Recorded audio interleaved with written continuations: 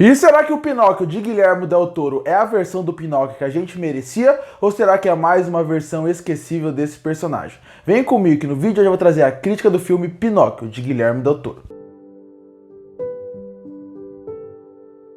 E chegou na Netflix a versão de Guilherme Del Toro da história de Pinóquio. E é muito bom saber que é a versão do Guilherme Del Toro. Porque primeiro, Guilherme Del Toro, ele é um excelente diretor, um excelente roteirista, e o nome dele acaba trazendo força para o filme e também acaba trazendo mais força também para o filme do Pinóquio. Porque vamos ser sinceros, existem milhares de versões do Pinóquio, desde o conto original, passando pelo conto da Disney e pelas milhares de versões que o filme recebeu para cinema, para TV, para animação, para contos infantis mais leves. Pinóquio é um personagem que ele recebeu milhares de versões ao longo dos anos, e até nos últimos anos ele ganhou várias versões. Nesse ano mesmo, a própria Disney fez uma versão live action de Pinóquio, e para mim, a versão do Guilherme Del Toro que ele fez desse filme que lançou agora na Netflix é a melhor versão do Pinóquio que eu vi há muito tempo. Desde a animação eu não vi uma versão tão boa, tão original, tão forte,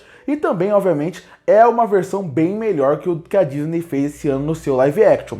Guilherme Del Toro, ele acertou perfeitamente na parte técnica do filme, como na parte da história do filme. Vamos começar falando um pouco sobre a história, porque Guilherme Del Toro percebeu o que ele tinha que fazer para fazer com que o seu filme de Pinóquio fosse diferente do que dos outros, e seria a parte de como adaptar a história. Ele percebeu, e ele sabe disso porque ele é um excelente escritor, um excelente contador de história. Ele é isso na sua carreira inteira, desde Pacific Rim, passando pela Forma da Água, por O Labirinto do Fauno e todos os outros milhares de filmes que ele fez, milhares não, todos os outros filmes que ele fez, e que todos são muito bons, ou muito originais, ou muito criativos. Ele tem um erro ou outro na carreira, mas de modo geral, ele mais acerta do que erra, exatamente pela forma como ele consegue conduzir sua história, seu filme e sua história. E Pinóquio não foi diferente. Ele pegou a história que ele já tinha declarado em várias entrevistas, que ele cresceu lendo Pinóquio, que foi uma história que influenciou muito ele na parte de querer criar suas próprias narrativas,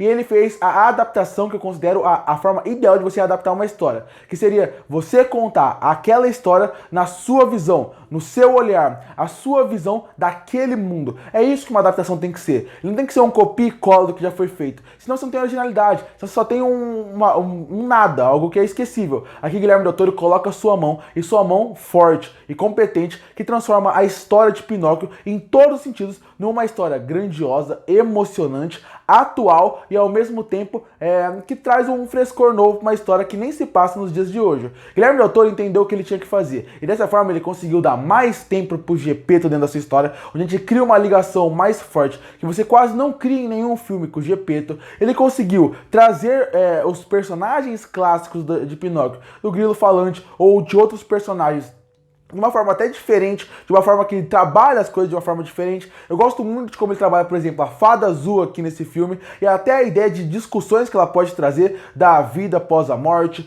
de como isso, como a gente tem que dar mais tempo para as pessoas que estão à nossa volta e como elas podem ser importantes pra gente. Um filme que realmente consegue tocar no seu coração na forma como o Guilherme Del Toro conduz sua história. Ao mesmo tempo que a história é boa, é bem feita, bem escrita, tem uma originalidade, usando as batidas clássicas do conto original do Pinóquio, ao mesmo tempo o diretor e o roteirista consegue também trazer coisas interessantes atuais e também colocar a história num contexto histórico interessante. Gostei muito que eles colocaram o filme numa Itália mais fascista, e dessa forma colocaram o contexto do Mussolini dentro dessa história. A forma como ele conduz isso, a forma como ele coloca um senso de urgência, de perigo ao longo do filme, acaba fazendo com que você também fique preso e saiba que vai acontecer mais coisas. É uma história de plano de fundo que ajuda a crescer o principal vilão da história, que é o dono do circo, e ao mesmo tempo ele consegue criar um senso de urgência, de perigo maior, porque tem uma grande guerra acontecendo por trás dessa história. É também muito interessante ver como ele consegue conduzir bem a parte da história em questão de personagens secundários, personagens novos que são introduzidos aqui e que são muito interessantes, novos pelo menos nas histórias que eu conheço, eu não lembro de ter visto eles, e eles são introduzidos aqui e são apresentados e desenvolvidos de uma forma interessante.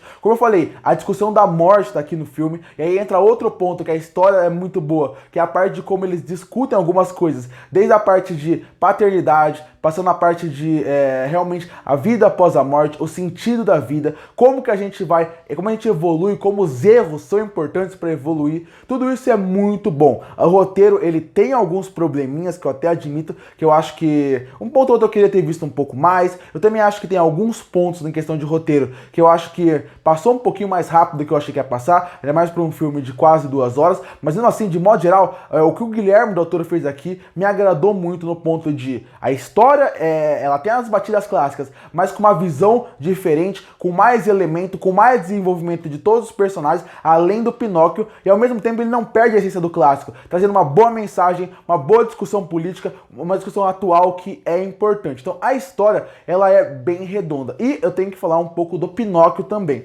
porque quando você vai brincar com o personagem do Pinóquio na sua história, é muito difícil você não brincar com a parte da inocência dele. Mas aí vai a parte de como a história brinca com a inocência dele. E aqui o Guilherme Del Toro conseguiu fazer com que a inocência dele, já que ele desenvolveu e expandiu mais o universo de Pinóquio, trazendo vários elementos místicos para o universo que funcionam muito bem, ele conseguiu fazer com que o Pinóquio nesse universo, a inocência dele fosse o aprendizado dele. E a forma como eles vão desenvolvendo isso ao longo do filme também me agradou muito. O Pinóquio, ele começa sendo inocente, mas birrento, e você vai sentindo a evolução dele ao longo do filme e com a sua jornada que ele vai vivendo. Outra coisa que eu gostei muito do roteiro, antes de ir para a parte mais técnica do filme, foi de como eles conseguiram amarrar algumas coisas super interessantes. Porque, por exemplo, vou dar um exemplo da animação da Disney, que marcou minha vida, assisti várias vezes e eu gosto bastante.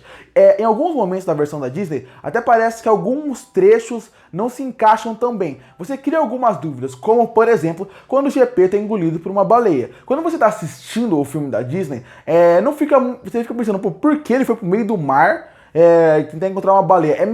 A gente entende o porquê, tem um certo motivo, mas ele não deixa claro. Aqui o Guilherme Del Toro consegue amarrar as coisas muito melhores. Ele consegue, de novo, a adaptação dele, ele consegue fazer muito bem. Como, por exemplo, o dono do circo, do parque de diversões. Ele consegue fazer com que aquele personagem se junte a vários personagens da história que a gente já conhece e que faça o personagem mais interessante.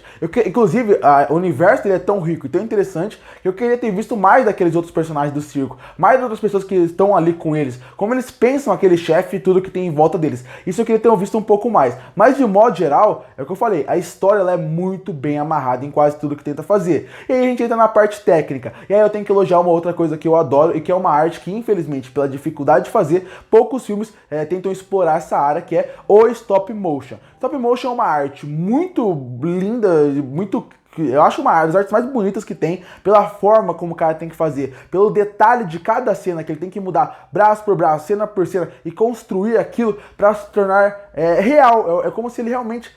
Primeiro é um show à parte, e eu acho que quando é bem feito, quando é bem feito é algo que me surpreende muito e sempre enche meus olhos, e Pinóquio é exatamente isso. É óbvio que com o Guilherme Del Toro na parte da produção também, ele obviamente iria ter um detalhe maior na parte da sua parte técnica, é que isso acontece. Uma direção muito boa que consegue fazer com que o filme funcione bem, como eu falei, os personagens funcionem bem, o cenário parece vivo, a parte que ele escolheu de ser mais no interior da Itália funciona muito bem, cada cenário diz muito mais sobre os personagens, diz muito mais sobre o que envolve o universo de Pinóquio. Ele acaba sendo um universo mais vivo, um universo mais rico, você acredita nos personagens que são reais, que o lugar é real, e obviamente tudo isso graças muito ao stop motion, que dá mais detalhe para os personagens, dá mais vida, dá mais emoção em alguns momentos, e até quando não tem como dar super expressão para alguns personagens, mesmo assim funciona bem, marca os personagens, você lembra da fisionomia deles, exatamente pela característica do stop motion e pelo detalhe que tem,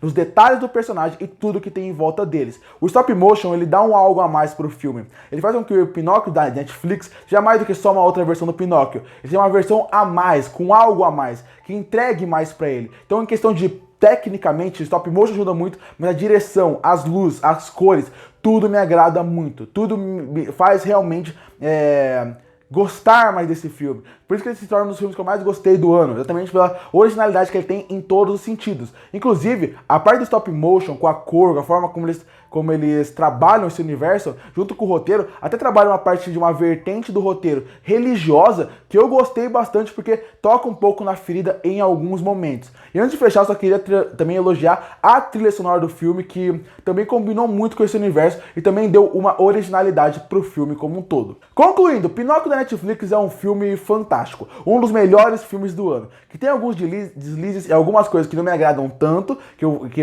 poderia ser um pouquinho melhor, mas de um modo geral, é um filme que me agrada perfeitamente na parte da história, a parte da criatividade, originalidade e atualização que a história tem, envolvimento histórico, momento histórico que colocaram ela, e ao mesmo tempo eu gosto muito da parte técnica, do stop motion, da trilha sonora. É um filme quase perfeito, que tem alguns problemas, mas que é quase perfeito e que é um dos melhores filmes do ano. E por isso que eu fecho o filme Pinóquio da Netflix com uma nota 9,5 de 10. Curte pra fortalecer o canal, se inscreve pra não perder os próximos vídeos. E aí, o que você achou do Pinóquio de Guilherme Del Toro? Você gostou? Você não gostou? Que nota você daria pra ele? Comenta aqui embaixo. E eu volto no próximo vídeo.